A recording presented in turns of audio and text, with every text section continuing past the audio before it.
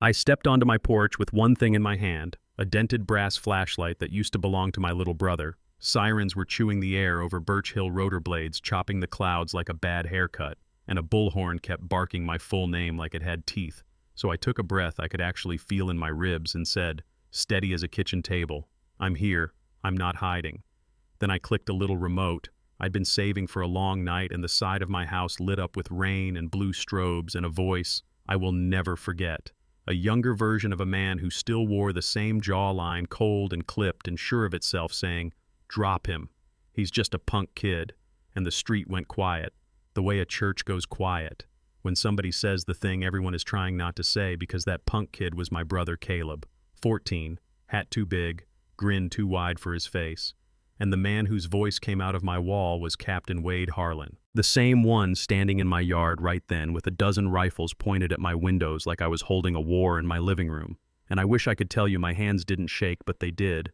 I just let the shake ride and kept the beam of that brass light steady on the porch rail, because sometimes a small light embarrasses a big lie better than a speech ever could. You should know a couple things about me before we go further. I'm not a speech person, I'm a switch person. I like the things you flip that turn power into light. And I used to take orders for a living. Army signal tech, tight bun, clean boots, follow the checklist, keep the channel open. And when Caleb died, I learned a nasty little fact.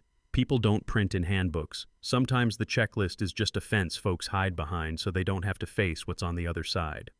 So for 10 years, I kept my head down and my hands busy soldering boards at my kitchen table while some talk show rattled in the background, hitting thrift stores for projectors, learning how to make a house speak in a language even stubborn men could hear. And when people told me I was crazy for baiting a raid, I said maybe, maybe not. But folks don't listen to pain unless it has a microphone, you know what I mean. Harlan's voice hit the bullhorn again. Surround the property. And the way he said it told me he was a truck idling on gravel, steady but a little rough. His team spread out boots, grinding old acorns into the sidewalk. And one young officer kept glancing between my door and the glowing wall, like the past was tugging on his sleeve. His name tag said Brooks. His face said first year out of the academy and not sure the world was shaped how he'd been told. And on the projection, the rain from 10 years ago fell again. Somebody coughed and tried not to cry. Then the voice, that voice, dropped him, and I didn't need to label it for anybody. The echo alone bounced off the badge on Wade's chest. I kept my mic low. No grandstanding, just a wire into a small speaker. "Captain," I said, "you forgot a life I didn't." And the way he flinched looked like a spotlight found a stain. And if you've ever watched a man try to stand with one foot in the present and one foot in the moment, he swore he'd never revisit, you know, the way the jaw goes tight and the eyes get busy looking everywhere but the truth. And then there was this weird little beat where the cicadas in the trees ramped up like a bad fan. The helicopter banked away because somebody misjudged the fuel plan. And on the rail, that brass flashlight Caleb used to wave around the backyard rolled and thumped like a tiny drum. Scratched barrel. 2 words etched into the metal from back when we were just kids at the river. Hold fast. And yeah, I smiled because that light had outlived the story they tried to pin on him. They cut my power, which was cute because my house runs on battery packs. I rebuilt with hands that won't sit still and a brain that hates getting talked down to, and behind those walls were screens and small cameras and a coffee maker on a smart plug steaming like a normal Tuesday. Because I like normal details when I'm dragging shame into daylight. I like the cup on the table with a lip print on the rim because shame hates everyday things. Shame wants shadow and whispers. I prefer steam where everybody can see it. Pierce, step out with your hands up. The bullhorn tried again, but the volume had dropped because Maple Ridge was drifting onto porches, phones rising, neighbors elbowing each other with that mix of nosy and protective. Every southern street understands, and I cracked my door and let the brass lantern throw a thin gold lane across damp concrete.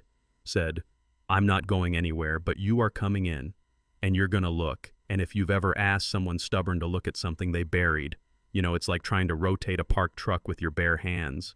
They came in slow, rifles up, but not eager boots, creaking that heavy breath you hear when adrenaline lies and tells grown men they're drowning, and I let the house do the talking in the living room. A mirror with a chipped frame split their faces right down the middle, half light, half shadow. A little screen under the stair camera showed them to themselves in real time, and the hallway speaker replayed their own commands from past raids. Clear left, stack right, because I had spent months cutting and stitching audio like a quilt, and I didn't need to add a single word. All I had to do was let the past hear itself, and Brooks stopped under a lens, saw his own eyes on that tiny display, and whispered, "Cap, this is messed up." And Wade answered with the line men in his chair lean on when the floor moves: "Maintain control." Only his voice had that chalk dust to it, like he'd swallowed a handful of nickels, and he saw the photo on my table. Caleb in a Little League jersey, hat slouching sideways, smile like sunlight through blinds. Sitting next to the flashlight, hold fast, still warm from my palm. "Why now?" he asked, aiming for official and landing somewhere south of it because he needed me to give him a fileable sentence he could shoot holes through later. And I told him the thing I built my week on, because you've owned the story too long and tonight the street gets to hear the part you cut. Then I clicked the remote and the wall lifted a picture nobody in a courtroom had ever played through to the end. A wet alley, a boy running with empty hands. And that voice, younger, sharper, meaner because it thought it was right, "Drop him." And you should have seen the phones go up outside, little squares of light turning my blinds into a checkerboard, and that was when I felt it. The house grew a spine, the street replaced the walls, and for the first time in 10 years I didn't feel small. My friend Noah sat 2 rooms back with a beat-up laptop and a stack of cables, talking into my earbud like he was guiding a plane to a short runway. "Feeds live, Jay, but the server's old. You've got 60 seconds before the back end throttles us." 60 seconds. Fine. The truth doesn't need much runway, and I turned to Wade and said, "You've got a choice. You grab me and smash the gear and they still have the video, or you listen and we all walk out with a plan to do one thing, right?" He lifted his chin and called it obstruction, and I laughed without trying to. "Can't help it. I'm obstructing silence," and he raised his weapon a notch, then paused. And you know that tremor that hits an arm, when the heavy thing is not the gun but the decision that... Brooks lowered his first, bless him, sweat carving bright lines near his temples, voice barely bigger than a thought. "Captain, just watch." And the room changed pressure. You could feel the inhale. And I put the beam of my brother's light on Wade's badge, not to blind him, just to make him look down at what he'd chosen to wear. Said, "Hold fast," out loud because I needed to hear it too, and told him it was what Caleb used to tell me when we swam the river: hold fast to the light, even when you can't see bottom, and the timer hit 10 in my ear. And I asked the only question that mattered. "Do you remember his face?" And the screen froze on Caleb's eyes, big and scared and still a kid. And a miracle happened. Wade said, "Yes." So soft. It almost missed the air and lowered his rifle a fraction. And if you're looking for the twist there, it was not a shouting match, not a gunshot, a single yes, bleeding 10 years of concrete from his shoulders. The live stream choked out because old servers do what old servers do, but once the feed died, the street wouldn't let the moment end. Nobody cheered. Nobody did that chant thing. They just lifted light phones, porch lamps.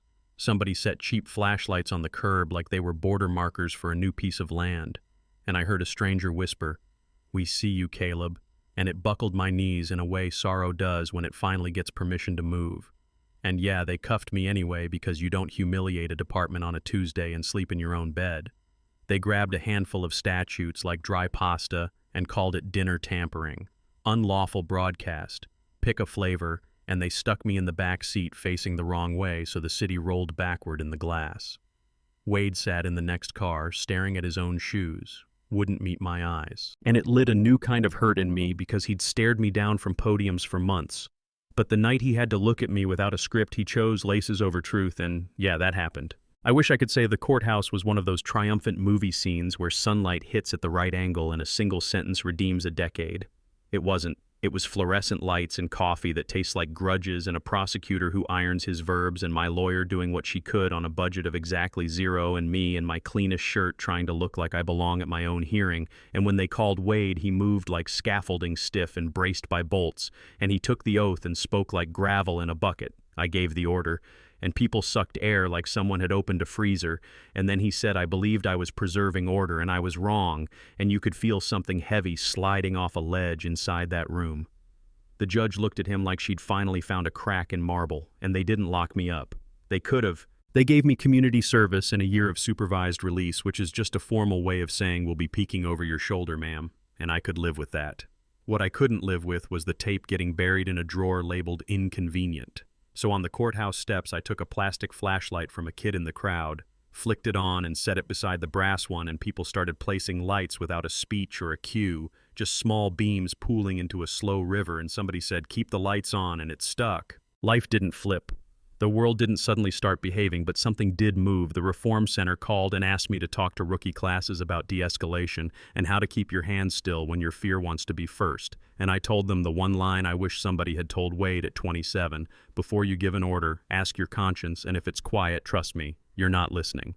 And on Tuesday nights, I opened my backyard, and we taught a no-frills class, how to film a stop safely, where to stand, how to breathe through the panic buzz. We started by clicking one flashlight on and setting it on the table, and I didn't bother explaining what it meant, because you could feel it on your forearms like warmth. And I still get asked if Wade ever handed me his badge with a tear in his eye. He didn't. Life isn't a clean right angle. He retired early 2 months after the hearing, said he wanted to be with family. Paper ran a picture of him fishing with grandkids, and people asked if that made me mad. And the honest answer is, it made me human, because I wanted a villain. And I got a man who chose wrong for a long time and then cracked just enough to let a sentence through. That's not redemption, that's a start. Small things kept happening that felt like the universe clearing its throat. I ran into Wade in the canned goods aisle, squinting at beans like they owed him money. And we did the southern thing where you talk around it, whether the new speed bump church bake sale. Then he looked at the batteries in my cart and asked, those the good ones? And I said, they're the ones that don't die when you need them most. And he almost smiled. Almost. And I turned the corner and realized my hands weren't shaking for the first time in months. And Brooke sent me a note that said, I couldn't aim after I saw myself in your camera. I don't know what that means yet, but I know it means something. And he tucked a little rookie patch in the envelope block letters, See Clear. And I pinned it next to Caleb's picture above the dryer that squeaks on spin. The lights spread without a committee, no slogans, no candidates sniffing for cameras, people in towns I've never stepped in, started placing flashlights on stoops for anniversaries of all kinds of losses. A nurse wrote me from 3 states over. We put them out for a patient who didn't have family. We didn't want him to leave in the dark. A bus driver sent a photo of a row of lights along the depot floor for the kids who ride late. We see you. It sounds corny if you say it too loud. Say it regular, and it's beautiful. And a year later, Maple Ridge voted to make the first Friday in June a night of lights. I stood on Birch Hill with a paper cup of lemonade and watched a quiet galaxy take shape. And I didn't cry then, because I did that later in the laundry room, because grief likes the smell of detergent. If you're waiting for a controversial piece to chew on here, it is winter morning. 3 soft taps on my door. No one on the porch, just a badge nested in an old dish towel. No note. Just metal worn smooth at the edges, and I recognized the scratches even before I turned it over and saw where somebody had scraped 2 words in with a knife tip. I saw. And I didn't pick it up for a long time, because sometimes the thing you asked for scares you more than the thing you fought. And when I finally lifted it, I set it next to the brass light and clicked the beam on and watched it warm the nickel, and thought, maybe seeing is the beginning of saving, maybe not always, but maybe. And yeah, you can absolutely argue with that. I still get folks who say I went too far, that I endangered people, that I broke trust, and I get folks who say I didn't go far enough, that I should have burned the whole thing down. And that's how you know you're working in the space where change actually hangs out too far, for some too soft for others. And if you want another confession, the year before all this, they offered me a settlement with 2 commas and a non-disclosure clause. You could park a stadium in, and I said no, because I wanted my brother's name to be more than paperwork. That teaches a city to forget, but I don't get to slap a gold star on that choice and call it right just because I made it. That's for you to weigh. And when kids in classrooms ask, is Captain Harlan a good guy or a bad guy? I say he's a human being who did harm and told the truth about it once, and the room gets quiet because we all want edges. Edges are easier to carry. But most of life is the middle, where your throat tightens and you have to decide who you want to be next. So here I am on a porch that still smells like summer rain when the air gets heavy, holding a brass flashlight that says hold fast, looking down a street that taught me the loudest protest isn't always volume. And I am not a hero, I'm somebody's sister. I'm the girl who got tired of being told to move along. I didn't move, I made them look. And when they finally looked, the city looked with them. And if this lands on your screen in some quiet hour, tell me what you see. Was I right to wire up my walls and hand the story to the street? Or did I cross a line you don't cross? Even for justice, does a confession from a man like Wade matter? Or is it a fresh coat of paint on an old fence? Have you ever watched a room change when the truth walked in? Drop your story. Tell me where you're watching from.